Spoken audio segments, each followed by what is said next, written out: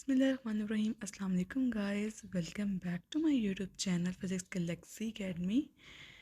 Hope all are doing well and doing great in your lives. Let's get started. आज के lecture में जी हम fields of force के बारे में पढ़ेंगे. ठीक है, इससे पहले मैं आपको कूलम्स लॉ का टॉपिक पढ़ा चुकी हूँ.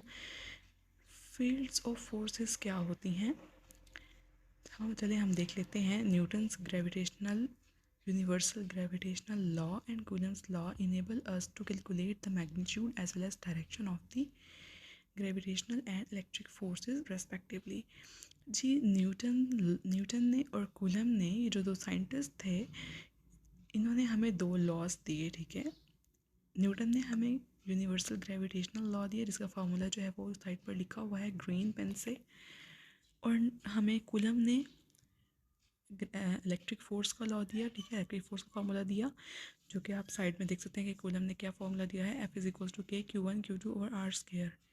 ठीक है, अब हाउ एवर वन में क्वेश्चन, ए पार्ट में क्वेश्चन दिया गया है what are the origins of these forces, और बी पार्ट में दिया गया है how are these forces transmitted from one mass to another और from one charge to another.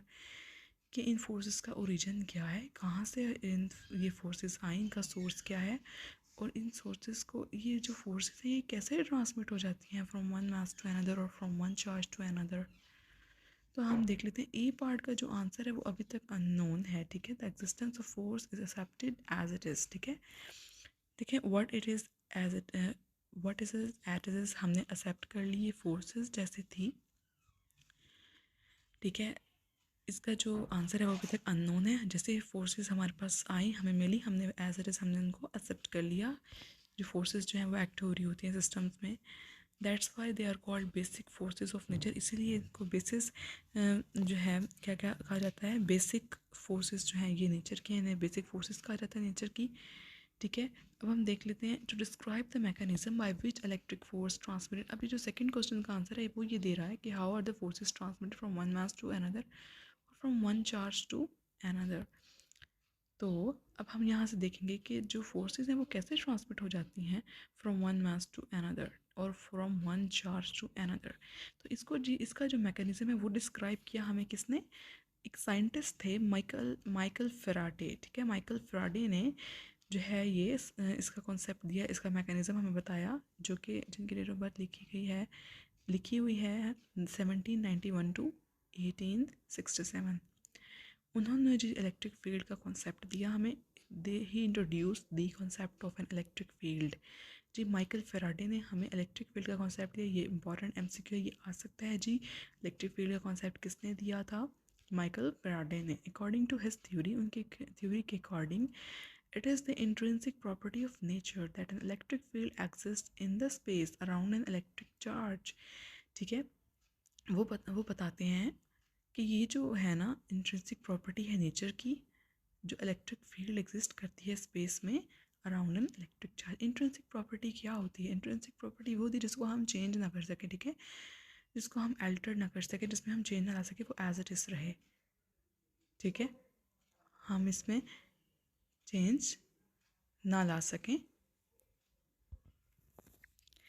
This electric field considered to be a force field that exerts a force on other charges placed in that field.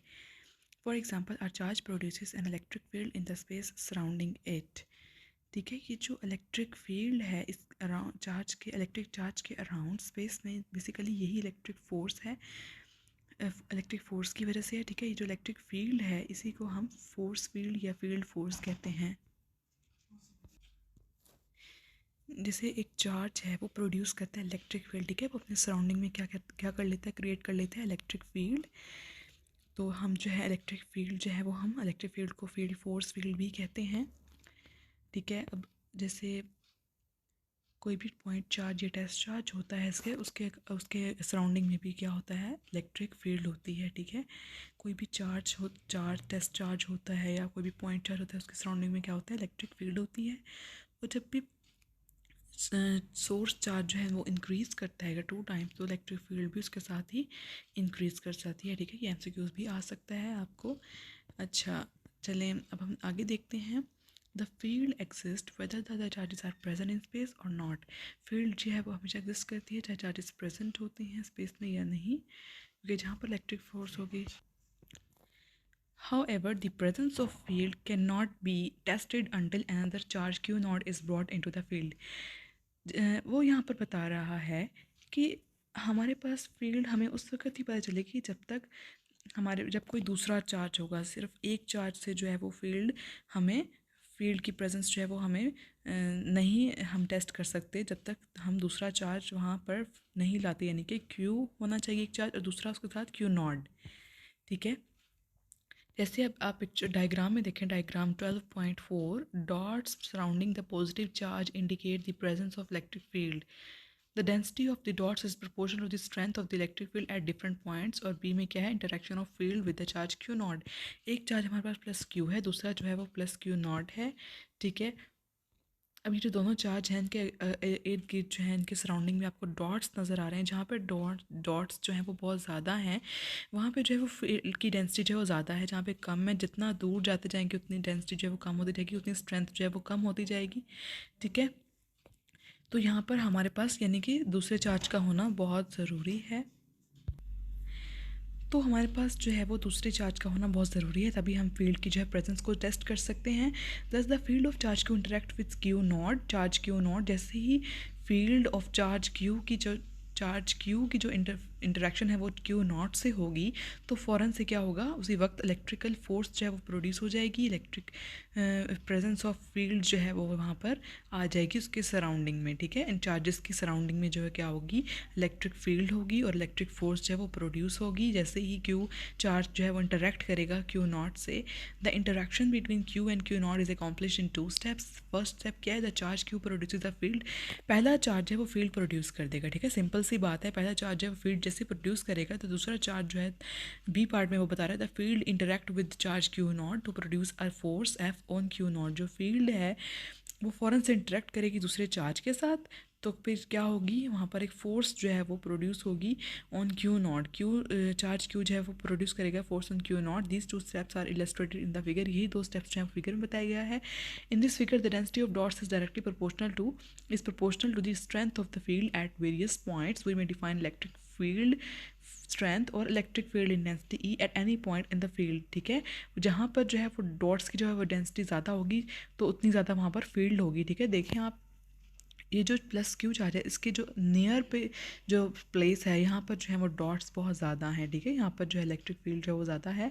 Electric field strength और electric field intensity भी से हम कह सकते हैं, जिसका formula क्या होता है, is equals to F over Q nought. Q nought यहाँ पर क्या है, पॉइंट चार्ज है।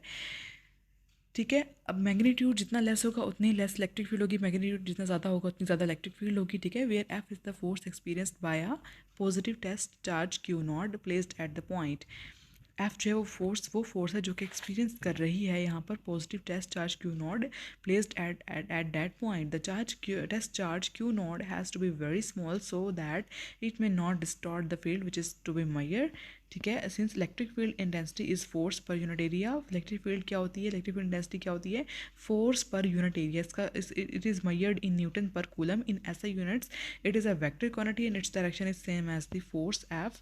ठीक है, वेक्टर क्वांटिटी है ये। ठीक है, इसकी यूनिट जो है वो कूलम न्यूटन पर कूलम है। इलेक्ट्रिक फील्ड इंटेंसिटी जो है वो फोर्स पर यूनिट एरिया होती है। First force per unit charge होती है, फोर्स पर यूनिट चार्ज, इसके जो है वो यूनिट न्यूटन पर कूलम होते हैं ऐसे यूनिट्स में। और ये एक वेक्टर क्वांटिटी है, इसकी डायरेक्शन भी होती है इस बिल्कुल फोर्स की parallel. E is equals to F over Q nought into R. ठीक है, the force experienced by test charge Q nought placed in the field of charge Q in a vacuum is given by the question 12.3 में। जो question हमें दी गई है 12.3 question मैंने आपको पढ़ाई थी जब हमारे पास फील्ड वाला जो हमने टॉपिक पढ़ा था वो मैंने जो है वो आपको उसमें पढ़ाया था। जो मैं यहाँ पर कूलम लॉ वाला जो टॉपिक पढ़ा था उसमें 12.3 क्वेश्चन थी हमारे पास। F is equals to 1 over 4 pi epsilon Q1 Q2 over R का स्क्वायर। ये वाली जो इक्वेशन हमारे पास थी, ये जो इक्वेशन थी हमारे पास यहाँ पर आप देख सकते हैं, ये वाली जो बनी थी F is equals to K Q1 Q2 over R का स्क्वायर, ये हमारे पास इक्वेशन थी 12.3 की जो बात कर रहा है वो। तो 12.7 को हम यूज़ कर सकते हैं as a to evaluate the electric field density due to a point charge q at a point distance r from it. Place a positive charge q at this point. The coulomb force हमारे पास क्या होगी, F is equals to 1 over 4 pi epsilon q2 q naught over r square into r unit vector. Here r is the unit vector directed from the point charge q to the test point charge where q naught has been placed, the point where the electric intensity is to be evaluated. अब ये जो question है 1 f is equals to 1 over 4 pi epsilon q naught over r square into r unit vector, ये थी वो 12.3 question, ठीक है, जो हमारे पास कूलम लॉ में हमने पढ़ी थी। और यहाँ से पे हम देख सकते हैं कि हमारे पास E is equals to F R, ये हमारे पास एक फार्मूला होता है, ठीक है, is equals to F over Q naught R, ये इलेक्ट्रिक फील्ड इंटेंसिटी का फार्मूला जो कि हमने अभी ये डिस्कस किया, is equals to F over Q naught. अब हम देख लेते हैं कि हम जानते हैं कि हमारे पास कूलम ने जो फार्मूला दिया था वो F is equals to K Q one Q nought over R square था, ठीक है। अब हम पुटिंग द वैल्यू, जब हम एफ की वैल्यू पुट करते हैं क्वेश्चन नंबर 1 में, जो इलेक्ट्रिक फील्ड इंटेंसिटी का फार्मूला है, इलेक्ट्रिक फोर्स का फार्मूला है, तो हमारे पास क्या आता है, is equals to K Q nought over R square into R unit vector over Q nought over R, sorry ये ऊपर चले गया पेजेस जी, ये मैं आपको पढ़ा रही हूँ जो ग्रीन पेन से जो डेरिवेशन हो रही है राइट साइड पर। तो ये हमारे पास क्या बना, इससे इस फॉर्मूले से हमें क्या पता चलता है कि इलेक्ट्रिक फोर्स जो है, इलेक्ट्रिक फील्ड जो है वो क्या है, इलेक्ट्रिक फील्ड इंटेंसिटी के फॉर्मूले से हमें क्या पता चला, electric field is directly proportional to Q और इन्वर्सली प्रोपोर्शनल टू आर। ये बिल्कुल जो है वो कूलम लॉ के फॉर्मूले की तरह यहाँ पर हमने इक्वेशन निकाल ली। तो हमारे पास क्या आया, यूनिट ऑफ इलेक्ट्रिक फील्ड क्या है, न्यूटन पर कूलम, और वोल्ट पर मीटर भी हो सकते हैं इसके कूलम, इसके सॉरी यूनिट्स। तो हमारे पास इक्वेशन बन गई, इलेक्ट्रिक फील्ड इंटेंसिटी का फॉर्मूला हमारे पास क्या था, is equals to F over Q nought. तो हमने यहाँ पर एफ की वैल्यू रखी, तो 1 over 4 pi epsilon Q nought over R square into R unit vector multiply 1 over Q nought is equals to 1 over 4 pi epsilon Q over R square into R unit vector. तो हमारे पास ये electric field intensity का formula आ गया, ठीक है, जो कि हमने कूलम फोर्स से निकालना है।